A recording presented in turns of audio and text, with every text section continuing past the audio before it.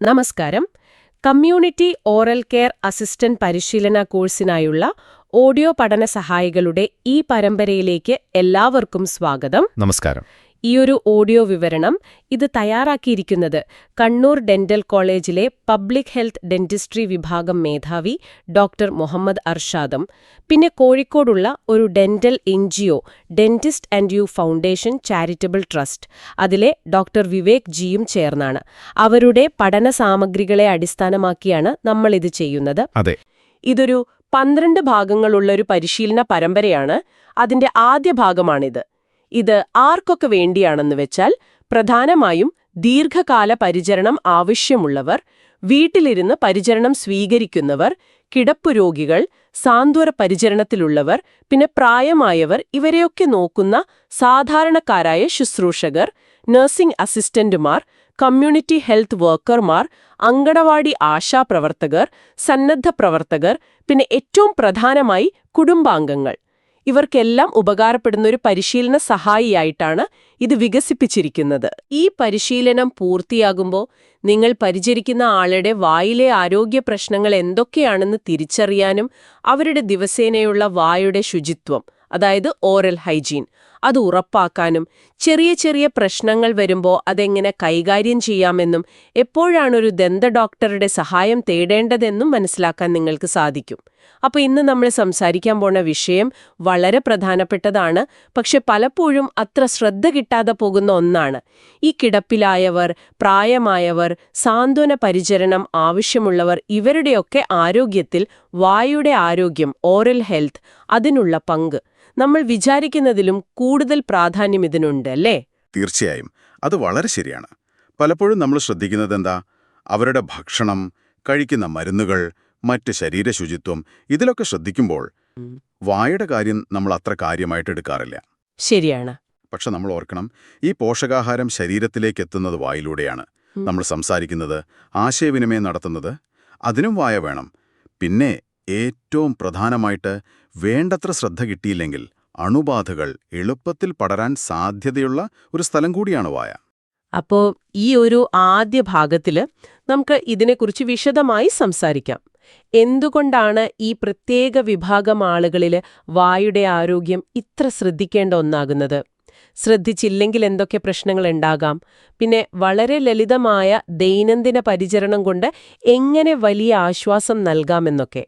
ഞങ്ങളുടെ ലക്ഷ്യം നിങ്ങൾക്ക് ഈ വിഷയത്തിലൊരു വ്യക്തമായ ധാരണ നൽകുക എന്നതാണ്. നമുക്കിപ്പോൾ ഏറ്റവും ബേസിക് ആയിട്ടുള്ള കാര്യത്തിൽ നിന്ന് തുടങ്ങാം. എന്താണ് ഈ ഓറൽ ഹെൽത്ത്, അതായത് വായുടെ ആരോഗ്യം എന്ന് കൃത്യമായി പറഞ്ഞാൽ? ഓക്കെ, ഓറൽ ഹെൽത്ത് എന്ന് വെച്ചാൽ ലളിതമായിട്ട് പറഞ്ഞാൽ വേദനയോ അല്ലെങ്കിൽ അണുബാധയോ വല്ലാതെ അങ്ങോട്ട് വരണ്ടുപോയ അവസ്ഥയോ ഇല്ലാത്ത നല്ല ശുദ്ധിയുള്ളൊരു വായ, അതാണ് ഓറൽ ഹെൽത്ത്. അത് പല്ല് മാത്രമാണോ? അല്ലല്ല, പല്ല് മാത്രമല്ല, നല്ല ആരോഗ്യമുള്ള മോണകൾ, നാവ്, ചുണ്ടുകൾ, കവിളിന്റെ ഉൾഭാഗം, ഇതെല്ലാം ഇതിൽ വരും. ഇതെല്ലാം ചേർന്നതാണ് ആരോഗ്യകരമായ ഒരു വായ. അങ്ങനെയുള്ളൊരു വായ ഉണ്ടെങ്കിലേ ഒരാൾക്ക് സുഖമായിട്ട് ഭക്ഷണം കഴിക്കാൻ പറ്റൂ, വ്യക്തമായി സംസാരിക്കാൻ പറ്റൂ, മടികൂടാതെ ഒന്ന് ചിരിക്കാൻ പറ്റൂ, മറ്റുള്ളവരുമായിട്ട് നല്ല ആത്മവിശ്വാസത്തോടെ ഇടപഴകാൻ പറ്റൂ. ശരിക്കു പറഞ്ഞാൽ ഇത് അവരുടെ ഒരു ജീവിത നിലവാരത്തെ, ക്വാളിറ്റി ഓഫ് ലൈഫിനെ തന്നെ ബാധിക്കുന്നൊരു കാര്യമാണ്. മനസ്സിലായി. എന്നാൽ ഈ സാധാരണ ആളുകളെ അപേക്ഷിച്ചു നോക്കുമ്പോൾ ഈ കിടപ്പിലായവരിലും പ്രായമായവരിലും അല്ലെങ്കിൽ മറ്റൊരാളുടെ സഹായം വേണ്ടവരിലും ഒക്കെ എന്തുകൊണ്ടാണ് ഈ വായുടെ ആരോഗ്യം ഒരു പ്രത്യേക വിഷയമായി മാറുന്നത്? എന്താണ് അവരെ കൂടുതൽ ശ്രദ്ധ ആവശ്യമുള്ളവരാക്കി മാറ്റുന്നത്? അവിടെയാണ് നമ്മൾ ശ്രദ്ധിക്കേണ്ട ചില കാര്യങ്ങൾ വരുന്നത്.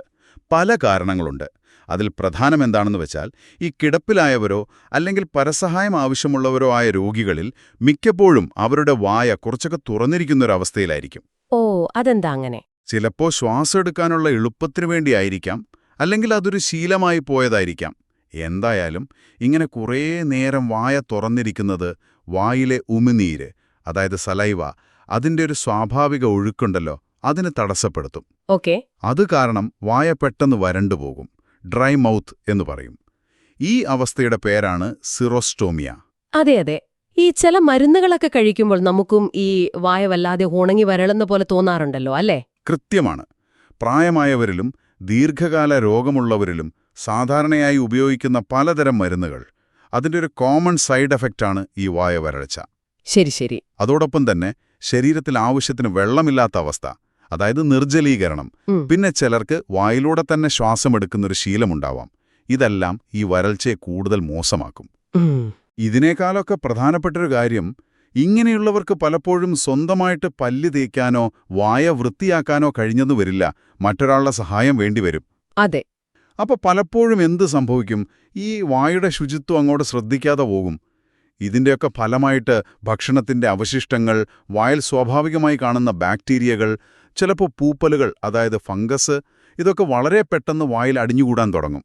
ഓഹോ, അപ്പോ ഈ വരൾച്ചയും ഇങ്ങനെ അഴുക്കും ബാക്ടീരിയയും ഒക്കെ അടിഞ്ഞുകൂടുന്നത് എന്തൊക്കെ പ്രശ്നങ്ങളിലേക്കാണ് പിന്നീട് നയിക്കുക? ഇതൊരു വൃത്തിയുടെ പ്രശ്നം മാത്രമാണോ, അതോ വേറെന്തെങ്കിലും? അല്ല, അതൊരു വൃത്തിയുടെ പ്രശ്നം മാത്രമല്ല. ഇത് പലതരം ബുദ്ധിമുട്ടുകളിലേക്ക് നയിക്കാം. ചിലതൊക്കെ നമ്മൾ വിചാരിക്കുന്നതിലും ഗൗരവമുള്ളതാകാം. ഒന്നാമതായിട്ട് സഹിക്കാൻ പറ്റാത്ത വായ്നാറ്റം വരാം. ബാഡ് ബ്രത്ത് അല്ലെങ്കിൽ ഹാലിറ്റോസിസ് എന്നും പറയും. രുചി അറിയാനുള്ള കഴിവ് പറയാം. ഭക്ഷണത്തോട് തന്നെ ഒരു മടുപ്പ് തോന്നാം. രണ്ടാമതായിട്ട് വായ വല്ലാതെ ഒട്ടിപ്പിടിക്കുന്ന പോലെ തോന്നാം. ഭക്ഷണം ഇറക്കാനോ വ്യക്തമായിട്ട് സംസാരിക്കാനോ ബുദ്ധിമുട്ട് വരാം. ശരി. മൂന്നാമതായി വായിൽ പല സ്ഥലത്തും നല്ല വേദനയുള്ള പുണ്ണുകൾ, മൗത്ത് അൾസേഴ്സ് വരാം. അതുപോലെ മോണയിലോ മറ്റോ അണുബാധകൾ, ഇൻഫെക്ഷൻസ് ഉണ്ടാകാം. ഓ.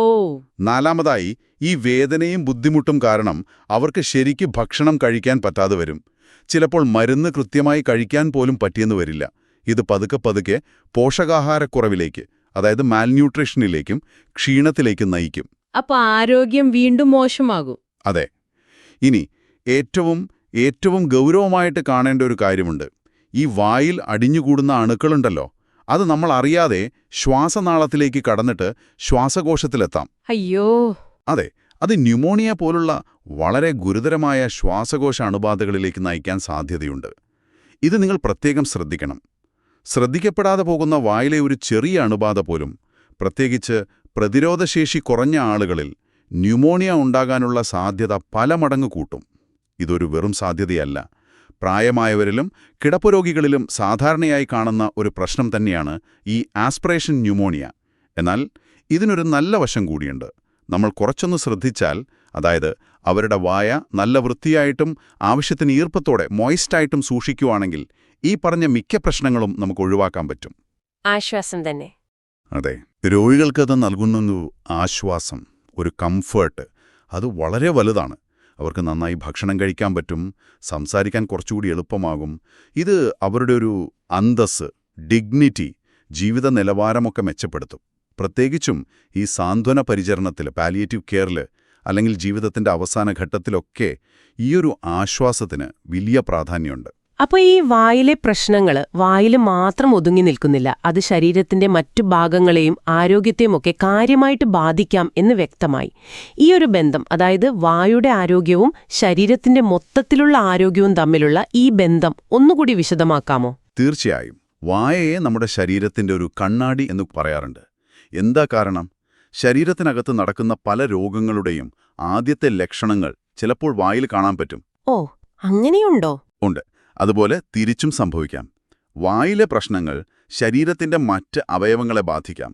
പ്രത്യേകിച്ചും പ്രായമായവരിലും പ്രതിരോധശേഷി കുറഞ്ഞവരിലും ഈ ബന്ധം വളരെ വളരെ പ്രകടമാണ്.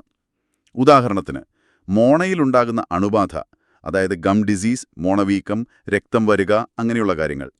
അത് തുടക്കത്തിൽ ശ്രദ്ധിച്ചില്ലെങ്കിൽ അവിടെയുള്ള ബാക്ടീരിയകൾ രക്തത്തിൽ കലരാം. ഓക്കേ. ഈ ബാക്ടീരിയകൾ രക്തത്തിലൂടെ സഞ്ചരിച്ച് ചിലപ്പോൾ ഹൃദയത്തിന്റെ വാൽവുകളിലോ ശ്വാസകോശത്തിലോ ഒക്കെ എത്താം. ഇത് നമ്മൾ നേരത്തെ പറഞ്ഞ ന്യൂമോണിയയ്ക്ക് കാരണമാകാം. അല്ലെങ്കിൽ ഹൃദയത്തിന്റെ ഉൾപ്പാളികളിൽ അണുബാധ, എൻഡോകാർഡൈറ്റിസ് എന്ന് പറയും. അങ്ങനെയുള്ള വളരെ ഗൗരവമുള്ള അവസ്ഥയ്ക്ക് വരെ ഇത് കാരണമാകാം. ഓഹോ. അതുപോലെ വായിൽ വേദനയുള്ള പുണ്ണുകളോ പൊട്ടിയ പല്ലുകളോ ഇളകിയ പല്ലുകളോ ഒക്കെ ഉണ്ടെങ്കിൽ ഭക്ഷണം ശരിക്ക് ചവച്ചരച്ച് കഴിക്കാൻ പറ്റില്ല. ഇല്ല. അപ്പോ എന്തു പറ്റും? ആവശ്യത്തിന് പോഷണം ശരീരത്തിന് കിട്ടില്ല. അത് പോഷകാഹാരക്കുറവിലേക്കും ശരീരത്തിന്റെ ബലഹീനതയ്ക്കും ഒക്കെ ഇടയാക്കും. നമ്മൾ നേരത്തെ വിശദമായി പറഞ്ഞില്ലേ, വായ വരൾച്ച, ഡ്രൈ മൗത്ത്. അത് ഉമിനീരിന്റെ ആ ഒരു സംരക്ഷണമില്ലാതാക്കും. ഉമിനീരിന് സ്വാഭാവികമായി അണുക്കളെ ഒഴുക്കിക്കളയാനും അവയ്ക്കിടയെ പ്രവർത്തിക്കാനും ഒരു കഴിവുണ്ട്. ആ ഒരു സംരക്ഷണം നഷ്ടപ്പെടുമ്പോൾ വായിലെ അണുബാധകൾ വരാനുള്ള സാധ്യത വളരെ കൂടും. പിന്നെ ചില മരുന്നുകൾ, ഇപ്പോൾ ആന്റിബയോട്ടിക്സുകൾ സ്ഥിരമായി കഴിക്കുന്നവർ, അല്ലെങ്കിൽ ആസ്തമയ്ക്കൊക്കെ ഇൻഹേലറുകൾ സ്ഥിരമായി ഉപയോഗിക്കുന്നവർ, ഇവരിലൊക്കെ ഓറൽ ത്രഷ് എന്ന് പറയുന്ന ഒരുതരം പൂപ്പൽ ബാധ, ഫംഗൽ ഇൻഫെക്ഷൻ, വായിൽ വരാനുള്ള സാധ്യത കൂടുതലാണ്. എന്താണ് ഈ ഓറൽ ത്രഷ്? അത് നാവിലും കവിളിന്റെ ഉൾഭാഗത്തുമൊക്കെ ഇങ്ങനെ വെളുത്ത തൈര് പറ്റിപ്പിടിച്ചിരിക്കുന്ന പോലത്തെ പാടുകളായിട്ടാണ് കാണുക.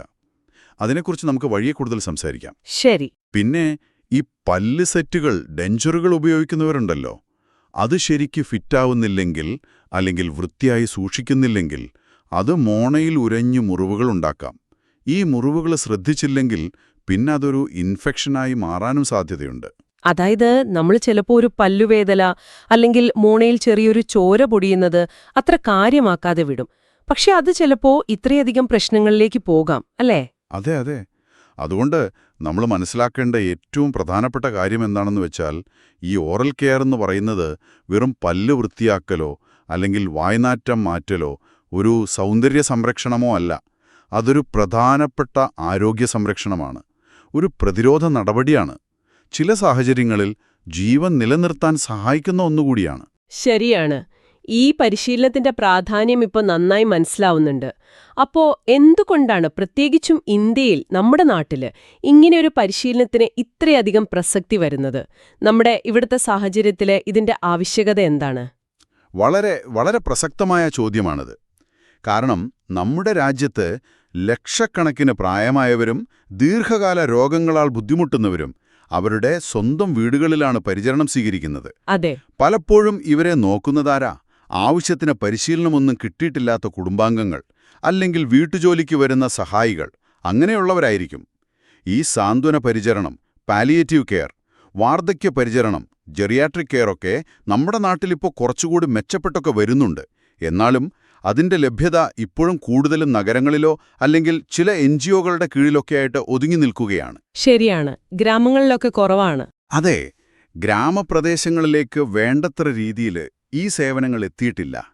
പിന്നെ ഈ രോഗികളെ പരിചരിക്കുന്ന മിക്ക ആളുകൾക്കും അവരെ സഹായിക്കാൻ നല്ല മനസ്സുണ്ടാകും, സ്നേഹമുണ്ടാവും. പക്ഷേ എങ്ങനെ ചെയ്യണമെന്നറിയില്ല. അതെ, എങ്ങനെയാണ് ശാസ്ത്രീയമായിട്ട് സുരക്ഷിതമായിട്ട് ഇത് ചെയ്യേണ്ടത് എന്നതിനെക്കുറിച്ച് ഒരുപക്ഷെ വേണ്ടത്ര അറിവുണ്ടാവില്ല. ഉദാഹരണത്തിന്, ഒരു കിടപ്പ് രോഗിയുടെ വായ എങ്ങനെയാണ് അവരെ വേദനിപ്പിക്കാതെ സേഫായിട്ട് ക്ലീൻ ചെയ്യേണ്ടത്? അതിന് സാധാരണ ടൂത്ത് ബ്രഷും പേസ്റ്റും മതിയോ, അതോ വേറെന്തെങ്കിലും വേണോ? വായിൽ എന്തെങ്കിലും ഇൻഫെക്ഷനോ മറ്റോ ഉണ്ടെങ്കിൽ അതിൻ്റെ ആദ്യത്തെ ലക്ഷണങ്ങൾ എങ്ങനെ തിരിച്ചറിയാം? എന്ത് കണ്ടാലാണ് നമ്മളൊന്ന് ശ്രദ്ധിക്കേണ്ടത്? എപ്പോഴാണ് ഒരു ഡെന്റിസ്റ്റിൻ്റെയോ അല്ലെങ്കിൽ മറ്റ് ആരോഗ്യ പ്രവർത്തകരുടെയോ സഹായം തേടേണ്ടത്? ഇതൊന്നും സാധാരണ പരിചരിക്കുന്നവർക്ക് അറിവുണ്ടാവണമെന്നില്ല. ഇല്ല. പോരാത്തതിന് എല്ലാ ഗ്രാമങ്ങളിലും വൃദ്ധസദനങ്ങളിലും പാലിയേറ്റീവ് കെയർ വാർഡുകളിലുമൊന്നും എപ്പോഴും ഒരു ഡെന്റിസ്റ്റിൻ്റെ സേവനം കിട്ടണമെന്നുമില്ല. അപ്പോൾ ഈ പരിശീലനം ലക്ഷ്യമിടുന്നത് പ്രധാനമായും ആ ഒരു വിടവ്, ആ ഒരു ഗ്യാപ്പ് നികത്താനാണ്. അതായത് വളരെ സിമ്പിളായിട്ടുള്ള നമ്മുടെ ചുറ്റുവട്ടത്ത് കിട്ടുന്ന സാധനങ്ങൾ, ലോക്കലി അവൈലബിൾ റിസോഴ്സസ് ഉപയോഗിച്ച് ഏറ്റവും അത്യാവശ്യമായ വായുടെ ശുചിത്വം ഉറപ്പാക്കാനുള്ള കാര്യങ്ങൾ ചെയ്യാൻ സാധാരണക്കാരായ പരിചാരകരെ എംപവർ ചെയ്യുക, ശാക്തീകരിക്കുക എന്നതാണ് ഇതിന്റെ പ്രധാന ലക്ഷ്യം. അപ്പോൾ ഈ പരിശീലനത്തിലൂടെ കടന്നുപോകുമ്പോൾ പരിചരിക്കുന്ന ആളുകൾ ശ്രദ്ധിക്കേണ്ട അല്ലെങ്കിൽ നിരീക്ഷിക്കേണ്ട സാധാരണ പ്രശ്നങ്ങൾ എന്തൊക്കെയാണ്? എന്തൊക്കെ കണ്ടാതാണ് അവർ കുറച്ചുകൂടി ശ്രദ്ധ കൊടുക്കേണ്ടത്? എന്തൊക്കെ പ്രശ്നങ്ങളാണ് സാധാരണയായിട്ട് വരാൻ സാധ്യതയുള്ളതെന്ന് ഒരു ഐഡിയ ഉണ്ടെങ്കിൽ അത് നേരത്തെ കണ്ടുപിടിക്കാനും വേണ്ടത് ചെയ്യാനും എളുപ്പമാവും. സാധാരണ കാണുന്നതും ശ്രദ്ധിക്കേണ്ടതുമായ ചില പ്രധാന പ്രശ്നങ്ങൾ ഞാൻ പറയാം. 1. വായ വരൾച്ച, അതായത് ഡ്രൈ മൗത്ത് അല്ലെങ്കിൽ സീറോസ്റ്റോമിയ. നമ്മൾ നേരത്തെ പറഞ്ഞത്. അതെ. മരുന്നുകൾ, നിർജ്ജലീകരണം, ഉമിനീര് കുറയുന്നത്, ഇതൊക്കെ കാരണം ഇത് വളരെ സാധാരണമാണ്.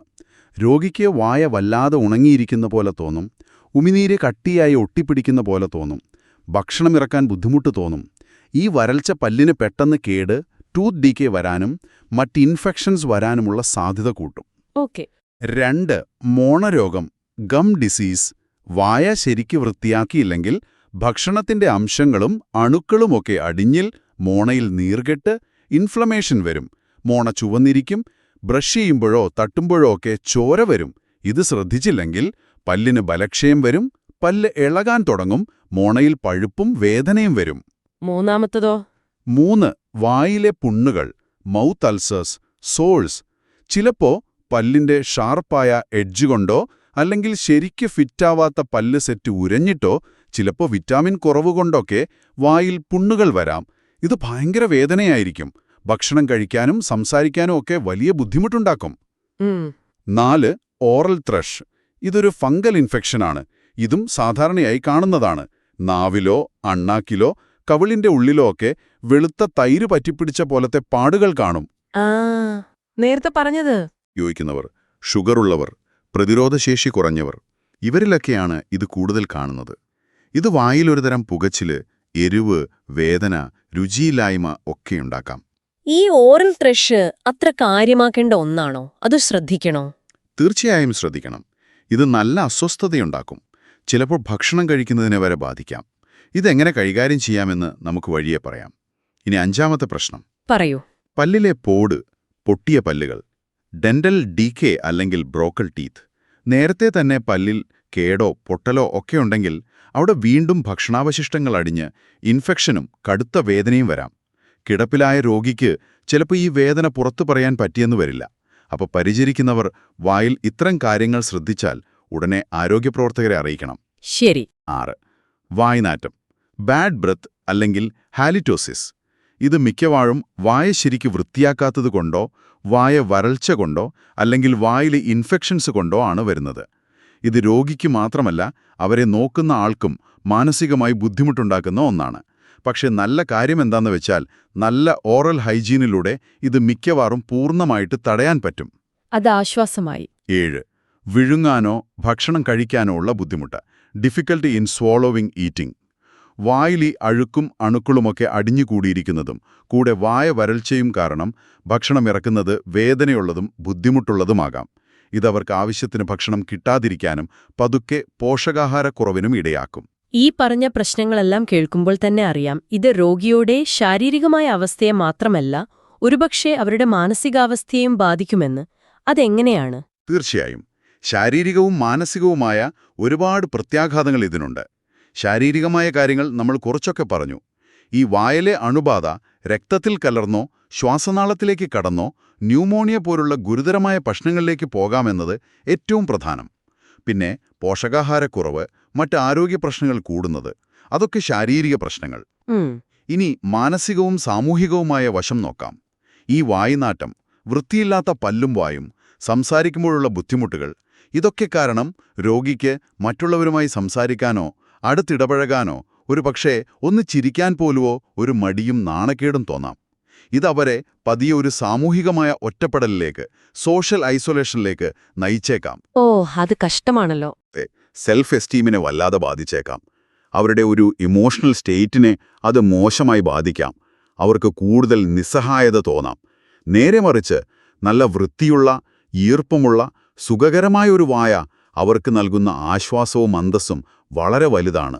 ശരിയാണ്. പ്രത്യേകിച്ച് ഈ സാന്ത്വന പരിചരണത്തിലുള്ള രോഗികളുടെ കാര്യത്തിൽ അവരുടെ അവസാന നാടുകളിൽ ഈ ഒരു ആശ്വാസത്തിന് വലിയ വിലയുണ്ട്. ഇതൊരു ചെറിയ കാര്യമല്ല, അവരുടെ ഡിഗ്നിറ്റിയെ ബാധിക്കുന്ന ഒന്നാണ്. അതുകൊണ്ട് നമ്മൾ വീണ്ടും ഓർമ്മിപ്പിക്കുകയാണ്, ഓറൽ കെയർ എന്ന് പറയുന്നത് വെറുമൊരു ക്ലീനിംഗ് അല്ല, അതൊരു ആശ്വാസം നൽകലാണ്, പ്രൊവൈഡിംഗ് കംഫർട്ടാണ്, കമ്മ്യൂണിക്കേഷൻ മെച്ചപ്പെടുത്തലാണ്, അനുകമ്പയുടെയും കെയറിന്റെയും ഭാഗമാണ്. ഇതൊക്കെ കേൾക്കുമ്പോൾ ഇതിന്റെ പ്രാധാന്യം വളരെ വ്യക്തമാണ്. എന്നാലും ഇത് ദിവസവും ചെയ്യുന്ന കാര്യത്തിൽ, അതായത് ഈ പരിചരണം നൽകുന്നതിൽ സാധാരണയായിട്ട് എന്തൊക്കെ വെല്ലുവിളികളാണ് നേരിടേണ്ടി വരുന്നത്? എന്തുകൊണ്ടാണ് പലപ്പോഴും ഇത് വേണ്ടത്ര ശ്രദ്ധിക്കപ്പെടാതെ പോകുന്നത്? അതെ, അതിന് ചില പ്രായോഗിക ബുദ്ധിമുട്ടുകൾ തീർച്ചയായുമുണ്ട്. പരിചരിക്കുന്നവർ നേരിടുന്ന ചില സാധാരണ തടസ്സങ്ങൾ, ബാരിയേഴ്സ് എന്തൊക്കെയാണെന്ന് വെച്ചാൽ, 1. രോഗിക്ക് ചലിക്കാൻ ബുദ്ധിമുട്ടുള്ളതുകൊണ്ട് വായ നന്നായി തുറന്നു പിടിക്കാനോ വായിൽ വെള്ളം കൊള്ളാനോ അത് പുറത്തേക്ക് തുപ്പിക്കളയാനോ ഉള്ള ബുദ്ധിമുട്ട്. 2. പരിചരിക്കുന്ന ആൾക്ക് ഒരു പേടി, താൻ വൃത്തിയാക്കുമ്പോൾ രോഗിക്ക് വേദന എടുക്കുമോ, അല്ലെങ്കിൽ ഇതെങ്ങനെയാണ് ശരിക്ക് ചെയ്യേണ്ടത് എന്നതിനെക്കുറിച്ചൊരു അറിവില്ലായ്മ, അല്ലെങ്കിൽ ഒരു കോൺഫിഡൻസ് കുറവ്. 3. ഇതിനാവശ്യമായ അനുയോജ്യമായ സാധനങ്ങൾ, ഓറൽ കെയർ സപ്ലൈസ് കിട്ടാനില്ലാത്ത അവസ്ഥ.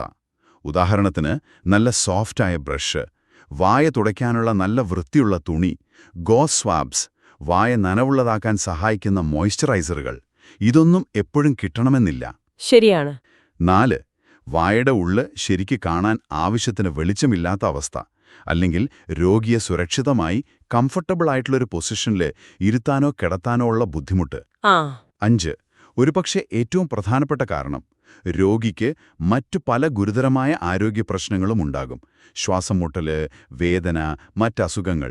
അപ്പോൾ പരിചരിക്കുന്നവരുടെ മുഴുവൻ ശ്രദ്ധയും ആ വലിയ പ്രശ്നങ്ങളിലായിരിക്കും. അപ്പോൾ താരതമ്യേന ചെറിയ കാര്യമായി തോന്നുന്ന ഈ വായുടെ കാര്യം അറിയാതെയാണെങ്കിലും അവഗണിക്കപ്പെട്ടു പോകും. അതെ, മറ്റു കാര്യങ്ങളുടെ ഇടയിൽ ഇത് വിട്ടുപോകും. അതെ. അപ്പോ ഈ തടസ്സങ്ങൾ എന്തൊക്കെയാണെന്ന് നമ്മൾ തിരിച്ചറിയുന്നത് നല്ലതാണ്. കാരണം എന്നാലേ അതിനെ മറികടക്കാനുള്ള പ്രായോഗിക വഴികൾ നമുക്ക് നോക്കാൻ പറ്റൂ. ഉദാഹരണത്തിന്, ബ്രഷ് ഉപയോഗിക്കാൻ ബുദ്ധിമുട്ടുണ്ടെങ്കിൽ നനഞ്ഞ തുണി വിരലിൽ ചുറ്റി എങ്ങനെ വായ തുടയ്ക്കാം, സ്പൂണിൽ കുറേശ്ശെ വെള്ളമെടുത്ത് എങ്ങനെ വായ കഴുകാൻ സഹായിക്കാം. സ്പൂൺ ഫീഡിംഗ് റിൻസസ് എന്ന് പറയും. രോഗിയെ ഏത് പൊസിഷനിൽ കിടത്തിയാണ് വൃത്തിയാക്കേണ്ടത്, ഇങ്ങനെയുള്ള പ്രാക്ടിക്കലായ കാര്യങ്ങളെക്കുറിച്ച് നമുക്ക് വഴിയെ വിശദമായി സംസാരിക്കാം. അപ്പോ ഈയൊരു സാഹചര്യത്തില് പരിചരിക്കുന്നവരുടെ, അത് കുടുംബാംഗങ്ങളാകാം, ആശാവർക്കർമാർ, നഴ്സിംഗ് അസിസ്റ്റന്റുമാർ, സന്നദ്ധ പ്രവർത്തകർ, ഇവരൊക്കെയാകാം, ഇവരുടെ പ്രധാന പങ്കെന്താണ്? അവരെന്താണ് ചെയ്യേണ്ടത്? മറ്റൊരാളെ ആശ്രയിച്ച് കഴിയുന്ന രോഗികളുടെ വായുടെ ആരോഗ്യത്തിന്റെ കാര്യത്തിൽ അവരെ നോക്കുന്നവരാണ് ഫസ്റ്റ് ലൈൻ ഓഫ് ഡിഫൻസ്, ആദ്യത്തെ കാവൽക്കാർ എന്ന് തന്നെ പറയാം. അവർക്ക് പ്രധാനമായും 3 റോളുകളാണുള്ളത്. എന്തൊക്കെയാണവ? 1. നിരീക്ഷണം, ഒബ്സർവേഷൻ. ഇത് വളരെ പ്രധാനമാണ്. എല്ലാ ദിവസവും ഒരുപക്ഷെ വായ വൃത്തിയാക്കുമ്പോഴോ അല്ലെങ്കിൽ ഭക്ഷണം കൊടുക്കുമ്പോഴോ രോഗിയുടെ വായുടെ ഉള്ളൊന്ന് ശ്രദ്ധിച്ചു നോക്കുക. മോണയുടെ നിറം എങ്ങനെ? സാധാരണ പിങ്ക് നിറമാണോ അതോ ചുവന്നിട്ടുണ്ടോ? എവിടെയെങ്കിലും ചോര വരുന്നുണ്ടോ? പുണ്ണുകളോ വെളുത്ത പാടുകളോ കാണുന്നുണ്ടോ? എന്തെങ്കിലും ചീത്ത മണം വരുന്നുണ്ടോ? പല്ലിലോ നാക്കിലോ ഭക്ഷണത്തിന്റെ അംശങ്ങളോ മറ്റഴുക്കുകളോ പറ്റിപ്പിടിച്ചിരിപ്പുണ്ടോ? ഇതൊക്കെയൊന്ന് ശ്രദ്ധിക്കുക. ഓക്കെ. 2. പ്രവർത്തനം, ആക്ഷൻ. ഈ നിരീക്ഷിച്ച കാര്യങ്ങളുടെ അടിസ്ഥാനത്തിലും അല്ലാതെയും വളരെ സോഫ്റ്റായിട്ട് എന്നാൽ എഫക്റ്റീവായിട്ട് സേഫായിട്ടുള്ള രീതികൾ ഉപയോഗിച്ച് ദിവസവും ചുരുങ്ങിയത് 2 തവണയെങ്കിലും വായ വൃത്തിയാക്കണം. വായ എപ്പോഴും വല്ലാതെ ഉണങ്ങിപ്പോകാതെ ആവശ്യത്തിന് ഈർപ്പത്തോടെ കംഫർട്ടബിളായിട്ട് നിലനിർത്താൻ സഹായിക്കണം. പല്ല് സെറ്റ് ഉപയോഗിക്കുന്ന രോഗിയാണെങ്കിൽ അത് രാത്രി ഊരിവെച്ച് വൃത്തിയാക്കി സൂക്ഷിക്കുന്നുണ്ടെന്നും പകൽ കൃത്യമായി വെക്കുന്നുണ്ടെന്നും ഉറപ്പാക്കണം. ശരി. 3-ാമത്തേതോ? 3. റഫറൽ, അതായത് ആവശ്യമെങ്കിൽ ഡോക്ടറെ കാണിക്കുക. രോഗി വായിൽ വേദനയോ ബുദ്ധിമുട്ടോ പറയുന്നുണ്ടെങ്കിൽ, അല്ലെങ്കിൽ നിങ്ങളുടെ നോട്ടത്തിൽ മോണയിൽ വല്ലാതെ വീക്കമോ ഉടങ്ങാത്ത പുണ്ണുകളോ അല്ലെങ്കിൽ മറ്റെന്തെങ്കിലും അസാധാരണമായ മാറ്റങ്ങളോ കണ്ടാൽ ഒട്ടും വൈകിക്കാതെ ഒരു ഡെന്റിസ്റ്റിനെയോ അല്ലെങ്കിൽ അവരെ സ്ഥിരമായി കാണുന്ന ഡോക്ടറെയോ, palliative care doctor, family physician, ഈ വിവരം അറിയിക്കണം. അപ്പോൾ ഒരു പ്രൊഫഷണൽ ട്രെയിനിങ് കിട്ടിയിട്ടില്ലെങ്കിലും പോലും ഈ 3 കാര്യങ്ങൾ ശ്രദ്ധയോടെ നോക്കുക, സമയത്ത് ലളിതമായ ക്ലീനിംഗ് ചെയ്യുക, ആവശ്യമെങ്കിൽ സഹായം തേടുക. ഇത് ചെയ്യുന്നൊരു പരിചാരികയ്ക്ക് മിക്ക ഓറൽ പ്രശ്നങ്ങളും വരാതെ നോക്കാനോ അല്ലെങ്കിൽ അത് വഷളാവാതെ നിയന്ത്രിക്കാനോ പറ്റും. ഈ ഓറൽ കെയർ, വായ വൃത്തിയാക്കല് എന്നതൊരു ദൈനംദിന പരിചരണത്തിന്റെ ഭാഗമാക്കുന്നതെങ്ങനെയാണ്? ഇതൊരു അധിക ജോലിയായിട്ട് തോന്നാതിരിക്കാൻ എന്തെങ്കിലും എളുപ്പവഴിയുണ്ടോ? ഇത് മനസ്സിലാക്കുക. ശരിയാണ്. അതിനെ നമ്മുടെ ഡെയിലി കെയർ റുട്ടീനിന്റെ ഒരു ഭാഗമാക്കണം. അതിനായിട്ട് ഒരു സമയം കണ്ടെത്തണം. ഒരു സിമ്പിൾ റുട്ടീൻ ഒരുപക്ഷെ ഇങ്ങനെ പ്ലാൻ ചെയ്യാം. രാവിലെ എഴുന്നേറ്റ ശേഷം, ചിലപ്പോൾ രാവിലത്തെ ഭക്ഷണത്തിന് മുമ്പായിട്ട് വായ വൃത്തിയാക്കുക. ഉച്ചയ്ക്ക് ഭക്ഷണം കഴിഞ്ഞിട്ട് പറ്റുമെങ്കിലൊന്ന് വായ കഴുകാൻ സഹായിക്കുക. അല്ലെങ്കിൽ വല്ലാതെ വരളുന്നുണ്ടെങ്കിൽ ഒന്ന് നനച്ചു കൊടുക്കുക. വൈകുന്നേരം അത്താഴം കഴിഞ്ഞിട്ടും രാത്രി ഉറങ്ങുന്നതിന് തൊട്ടുമുമ്പും നിർബന്ധമായും വായ വൃത്തിയാക്കുക. പല്ല് സെറ്റ് ഉണ്ടെങ്കിൽ അത് ഊരി വൃത്തിയാക്കി വെള്ളത്തിലിട്ട് വയ്ക്കുക. ഒരു ചിട്ടയുണ്ടാക്കുക. അതെ, ഈയൊരു ചിട്ട ഫോളോ ചെയ്താൽ, അതായത് ദിവസത്തിൽ 2-3 തവണയായിട്ട് കുറച്ചു മിനിറ്റുകൾ ഇതിനായിട്ട് മാറ്റിവെച്ചാൽ, അത് രോഗിക്ക് കിട്ടുന്ന ഒരാശ്വാസം വളരെ വലുതായിരിക്കും. ഇൻഫെക്ഷൻസ് വരാനുള്ള സാധ്യത ഒരുപാട് കുറയും.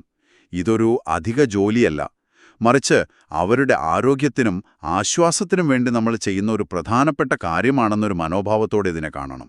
ഈ പറഞ്ഞ കാര്യങ്ങളൊക്കെ ഒന്നുകൂടി ഉറപ്പിക്കാൻ, ഇതെങ്ങനെയാണ് ഒരു വ്യക്തിയുടെ ജീവിതത്തിൽ ഒരു മാറ്റം വരുത്തിയത് എന്ന് കാണിക്കുന്ന ഒരു യഥാർത്ഥ ജീവിതാനുഭവം അല്ലെങ്കിൽ ഒരു ഉദാഹരണം പറയാമോ? തീർച്ചയായും. നമുക്ക് സ്ട്രോക്ക് വന്ന് പൂർണ്ണമായും കിടപ്പിലായ ഒരു 78 വയസ്സുള്ള ലക്ഷ്മിയമ്മയുടെ കാര്യമെടുക്കാം. അവരുടെ മകളാണ് വീട്ടിൽ അവരെ നോക്കിയിരുന്നത്. മകൾ വളരെ സ്നേഹത്തോടെ അമ്മയുടെ എല്ലാ കാര്യങ്ങളും ചെയ്യും. സമയം തെറ്റാതെ ഭക്ഷണം, മരുന്ന്, ശരീരം തുടച്ച് വൃത്തിയാക്കൽ, എല്ലാം. പക്ഷേ അമ്മയ്ക്ക് സംസാരിക്കാൻ ബുദ്ധിമുട്ടുണ്ട്. വായ തുറക്കാൻ ഒരു മടിയുണ്ട്. അതുകൊണ്ട് മകൾ അമ്മയുടെ വായ അത്ര കാര്യമായി ശ്രദ്ധിച്ചിരുന്നില്ല, വൃത്തിയാക്കിയിരുന്നില്ല. ഓ. കുറച്ചുനാൾ കഴിഞ്ഞപ്പോൾ അമ്മയുടെ വായിൽ നിന്ന് വല്ലാത്തൊരു മണം വരാൻ തുടങ്ങി. അമ്മ ഭക്ഷണം കഴിക്കാൻ ഭയങ്കര മടി കാണിച്ചു. ഇടയ്ക്കെന്തോ വേദന കാരണം ഞെരങ്ങുന്ന പോലെ മകൾക്ക് തോന്നി. എന്നിട്ട്? അവസാനം ഒരു ദിവസം മകള് ശ്രദ്ധിച്ചു നോക്കിയപ്പോഴാണ് കാണുന്നത്, അമ്മയുടെ നാവിന്റെ മുകളിലും കവിളിലുമൊക്കെ വെളുത്ത പാടകൾ പറ്റിപ്പിടിച്ചിരിക്കുന്നു. അവർ ഉടനെ അടുത്തുള്ളൊരു പാലിയേറ്റീവ് കെയർ ക്ലിനിക്കിലെ ഡോക്ടറെ പോയി കണ്ടു. ഡോക്ടർ നോക്കിയിട്ട് പറഞ്ഞു, ഇത് ഓറൽ ത്രഷാണ്, ഒരു പൂപ്പൽ ബാധ. ഇതിന്റെ പ്രധാന കാരണം വായ വരണ്ടുപോയതും ദിവസവും വായ ശരിക്ക് വൃത്തിയാക്കാത്തതുമാണ്. ശോ. പിന്നീട് ഡോക്ടറുടെയും നഴ്സിന്റെയും നിർദ്ദേശപ്രകാരം മകൾ വളരെ ശ്രദ്ധയോടെ സോഫ്റ്റായിട്ട് നനഞ്ഞ തുണി, അതായത് ഗോസ് ഉപയോഗിച്ച് അമ്മയുടെ വായ ദിവസവും 2 നേരം തുടച്ച് വൃത്തിയാക്കാൻ തുടങ്ങി. സലൈൻ, അതായത് ഉപ്പുവെള്ളം ഉപയോഗിച്ച് ഇടയ്ക്കിടെ വായ കഴുകിക്കാനും സഹായിച്ചു. ഡോക്ടർ കുറച്ചു ദിവസത്തേക്ക് പുരട്ടാൻ ഒരു ആന്റിഫംഗൽ മരുന്നും കൊടുത്തു. എന്നിട്ട് മാറിയോ? കുറച്ചു ദിവസങ്ങൾക്കുള്ളിൽ തന്നെ ആ വെളുത്ത പാടുകളൊക്കെ പൂർണ്ണമായി മാറി. ആ ചീത്ത മണവും പോയി. ലക്ഷ്മിയമ്മയ്ക്ക് പിന്നീട് ഭക്ഷണം കഴിക്കാനും വെള്ളം കുടിക്കാനുമൊക്കെ ഉണ്ടായിരുന്ന ബുദ്ധിമുട്ടുകൾ മാറി. അവർക്ക് വലിയൊരു ആശ്വാസം കിട്ടി. ഇവിടെ നോക്കൂ, വായുടെ ശുചിത്വം ശ്രദ്ധിക്കണം എന്നൊരു ചെറിയ അവബോധം, ഒരു അവയർനെസ് ലക്ഷ്മി അമ്മയുടെ ജീവിത നിലവാരത്തിൽ എത്ര വലിയ മാറ്റമാണ് ഉണ്ടാക്കിയത്. അതെ. അതോടൊപ്പം ദിവസേനയുള്ള ഓറൽ കെയർ എന്നത് മരുന്ന് കൊടുക്കുന്നത് പോലെ തന്നെ പ്രധാനമാണെന്ന് അവരുടെ മകൾ മനസ്സിലാക്കുകയും ചെയ്തു. വളരെ നല്ലൊരു ഉദാഹരണമാണത്. ആ ഒരു ചെറിയ ശ്രദ്ധ എത്ര വലിയ വ്യത്യാസമാണ് ഉണ്ടാക്കിയത്. അപ്പോ നമ്മൾ ഇന്ന് ഈ ആദ്യ ഭാഗത്തിൽ സംസാരിച്ച കാര്യങ്ങളുടെ ഒരു രത്നചുരുക്കം പറയാമോ? പ്രധാനമായും എന്തൊക്കെ കാര്യങ്ങളാണ് നമ്മൾ ഓർത്തിരിക്കേണ്ടത്? തീർച്ചയായും. ഈ ആദ്യ ചർച്ചയിൽ നമ്മൾ മനസ്സിലാക്കിയ പ്രധാന ആശയങ്ങൾ, കീ ടേക്ക്അവേസ് എന്തൊക്കെയാണെന്ന് വെച്ചാൽ, 1. വായുടെ ആരോഗ്യം എന്നത് വെറും പല്ലിന്റെയും മോണയുടെയും കാര്യമല്ല.